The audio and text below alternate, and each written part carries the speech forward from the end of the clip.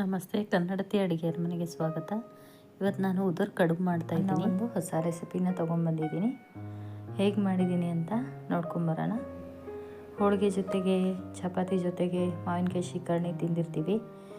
ಈ ಥರ ರವಾದಲ್ಲಿ ಮಾಡಿರೋ ಕಡುಬು ಜೊತೆಗೆ ಒಂದು ಸಾರಿ ಟ್ರೈ ಮಾಡಿ. ಮೊದಲು ನಾನಿಲ್ಲಿ ಉದುರು ಕಡುಬು ಮಾಡೋಕ್ಕೆ ಬನ್ಸಿ ರವೆ ತೊಗೊಂಡಿದ್ದೀನಿ 1 ಬೌಲು. ಮತ್ತು ಅದಕ್ಕೆ ಸ್ವಲ್ಪ ಉಪ್ಪು ಹಾಕ್ಕೊಳ್ತಾಯಿದ್ದೀನಿ. 2 ಟೀ ಸ್ಪೂನು ಗೋಧಿ ಹಿಟ್ಟು ಹಾಕ್ಕೊಳ್ತಾ ಇದ್ದೀನಿ. ಅದಾದಮೇಲೆ 2 ಟೀ ಸ್ಪೂನು ತುಪ್ಪ ಹಾಕ್ಕೊಳ್ತಾ ಇದ್ದೀನಿ.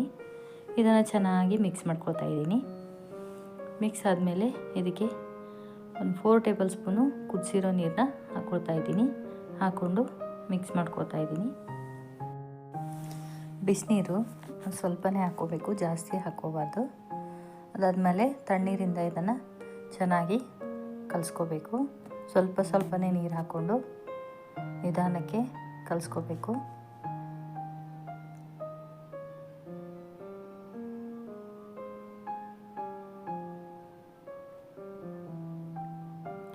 ಗೋಧಿ ಹಿಟ್ಟನ್ನು ಸ್ವಲ್ಪನೇ ಹಾಕ್ಕೋಬೇಕು, ಜಾಸ್ತಿ ಹಾಕ್ಕೋಬಾರ್ದು. ಗೋಧಿ ಹಿಟ್ಟು ಜಾಸ್ತಿ ಹಾಕ್ಕೊಂಡ್ರೆ ಕಡುಬು ತುಂಬ ಗಟ್ಟಿಯಾಗಿ ಬರುತ್ತೆ. ಅದಕ್ಕೆ ಗೋಧಿ ಹಿಟ್ಟು 2 ಟೇಬಲ್ ಸ್ಪೂನ್ ಮಾತ್ರ ಹಾಕ್ಕೊಳ್ತಾ ಇದ್ದೀನಿ. ರವೆನ ಚೆನ್ನಾಗಿ ಕಲಸೋದಕ್ಕೆ ಗೋಧಿ ಹಿಟ್ಟನ್ನು ಹಾಕ್ಕೊಳ್ತಾ ಇದ್ದೀನಿ. ಸ್ವಲ್ಪ ಹಾಕ್ಕೊಂಡ್ರೆ ಸಾಕು, ಜಾಸ್ತಿ ಏನು ಬೇಕಾಗಲ್ಲ ಇದಕ್ಕೆ ಗೋಧಿ ಹಿಟ್ಟು. ತಣ್ಣೀರು ಹಾಕ್ಕೊಂಡು ಸ್ವಲ್ಪ ಜಾಸ್ತಿ ಗಟ್ಟಿನೂ ಇಲ್ಲ, ಜಾಸ್ತಿ ತಿಳಿನೂ ಇಲ್ಲ, ಆ ಥರ ಕಲಿಸ್ಕೋಬೇಕು. ಅದಾದಮೇಲೆ ನಾನಿಲ್ಲಿ ಸ್ಟವ್ ಆನ್ ಮಾಡಿಬಿಟ್ಟು ಒಂದು ಕಡಾಯಿ ಇಡ್ತಾ ಇದ್ದೀನಿ. ಕಡಾಯಿಲಿ ಸ್ವಲ್ಪ ನೀರು ಹಾಕ್ಕೊಂಡು ಒಂದು ಜಾಲರಿ ಇಟ್ಕೊಳ್ತಾ ಇದ್ದೀನಿ. ನೀರು ಕುದಿ ಬರೋವರೆಗೂ ಇದನ್ನು ಇನ್ನೊಂದು ಸಾರಿ ಮಿಕ್ಸ್ ಮಾಡಿಕೊಂಡು ಇದನ್ನು ಉಂಡೆಯಾಗಿ ಕಟ್ಕೊಳ್ತಾ ಇದ್ದೀನಿ.